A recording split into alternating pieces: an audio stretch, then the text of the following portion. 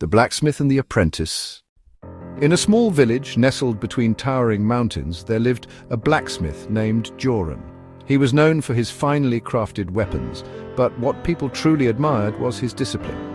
Every day, without fail, he rose before the sun, stoked the forge and hammered steel into perfection. It was as if the rhythm of his hammering had become second nature, an effortless flow of motion. One day, a young apprentice named Alden approached Joran. "Alden, Master, how long does it take to master the craft?" Joran smiled, but did not answer immediately. Instead, he handed Alden a small lump of raw iron. "Joran, forge this into a perfect blade, then you will have your answer." The struggle and the question.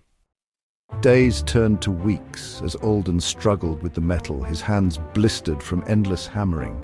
Frustrated, he returned to Joran. "Alden, Master, I have worked on this for a month, yet my blade is still uneven. How much longer must I practice?" Joran chuckled. "Joran, you asked the wrong question, Alden. It is not about how long, but how many. How many? How many times must you strike the metal before it bends to your will? How many repetitions before your hands know the movement without thought? Time itself does nothing. It is the frequency of your effort that transforms iron into steel and habit into mastery." Building habits is an art. It's a process that requires patience, consistency, and a clear understanding of your goals. Each small action, repeated over time, builds a foundation. It's about creating a routine that becomes second nature, so you can achieve mastery in whatever you pursue.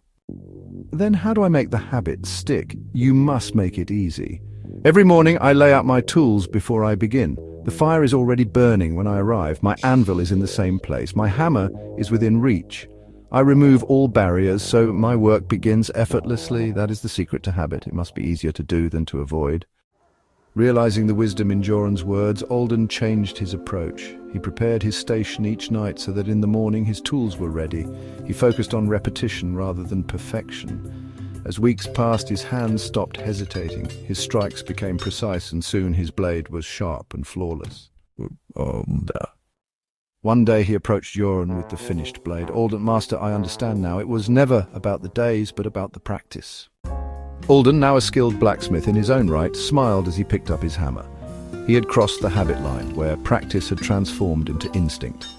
And from that day forward, he knew that mastery was not about waiting for change, but forging it, one strike at a time.